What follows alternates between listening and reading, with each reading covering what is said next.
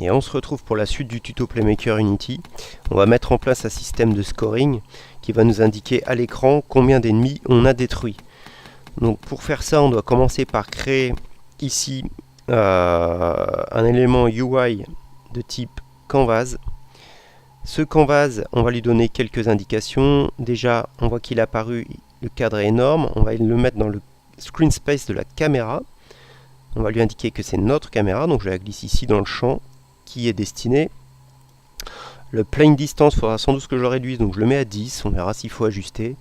Canvas scaler en dessous, on va régler sur une taille d'écran de référence qui est, alors là moi je mets 1920-1080 puisque c'est la résolution de mon écran. Pour le canvas, je pense que c'est bon. Je clique droit dessus, je rajoute UI text.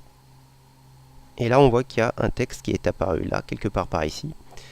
Et je vais écrire score, espace de points, par exemple.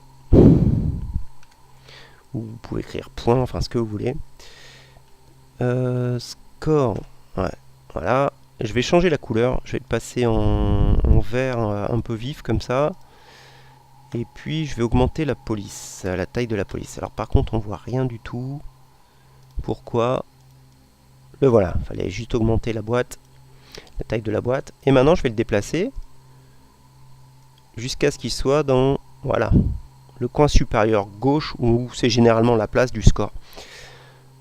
Donc je vais l'appeler text score, ce champ texte, et puis je vais le dupliquer, clic droit, duplicate, je vais l'appeler nombre score. Combien en fait, combien j'en ai tué. Je le décale un petit peu, là j'indique 0 et je le passe en rouge histoire de le différencier un petit peu. Voilà. Donc là, mon interface elle est prête. Ce que je vais faire maintenant, c'est créer un FSM sur le NB score, donc sur le 0. Clic droit, j'ajoute un FSM que je peux appeler par exemple scoring. Et ce qui est intéressant dans l'onglet état, c'est que je peux venir prendre dans l'inspecteur le script là du texte, le glisser ici dans le champ, dans l'onglet state. Je lâche. Et je peux soit récupérer les propriétés ou soit fixer les propriétés. Donc moi je vais faire set property. Quelle propriété je veux fixer? Eh bien moi l'affichage, donc text string. Et ce text string, je vais le stocker dans une variable.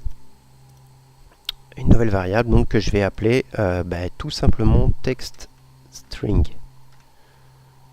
Créer la variable. Et je veux que ça soit actualisé à chaque image.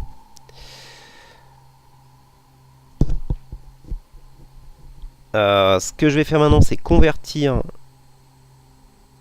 Je vais créer une variable de type int qui va être globale et qui, à chaque fois que je tuerai un ennemi, elle sera incrémentée d'un certain nombre, 1, 2, enfin bon. Et je vais l'appeler score int. Je fais add. Sa valeur est à 0, valeur de départ, donc c'est parfait. Quand je démarre la scène, c'est à 0. Et pourquoi je l'ai mise en global, cette variable? Pour pouvoir la récupérer depuis l'ennemi quand je vais détruire l'ennemi. Donc je vais sur l'ennemi. D'ailleurs, je vais le supprimer, je vais prendre le préfab ici. Donc je vais sur le préfab que j'édite. Et je fais un int add, voilà, il est déjà en place parce que je l'ai fait tout à l'heure. Int add. Et je vais mettre sur score int, on ajoute 1 à chaque fois que l'objet est détruit. Donc là, sur l'ennemi, c'est prêt. Je reviens donc sur le champ texte.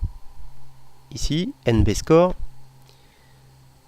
Et je vais faire une conversion. Je vais convertir le int que je viens de créer en string.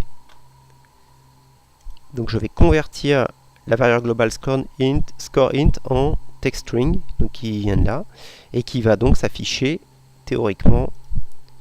Voilà, il faut bien cocher every frame parce qu'on veut que ce soit fait à chaque image, qui va théoriquement implémenter 1 de plus à chaque fois que je vais détruire un ennemi. Et donc le préfab, je revérifie, j'ai bien mis 1 de plus. Donc je glisse le préfab sur la scène.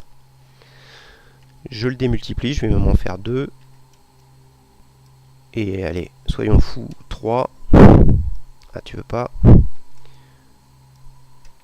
CTRL D. Voilà. Je mets lecture. Théoriquement, si je détruis un ennemi, le score doit évoluer.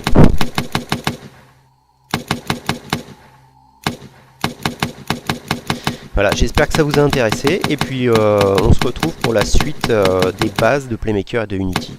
Je vous remercie d'avoir regardé la vidéo et je vous dis à bientôt.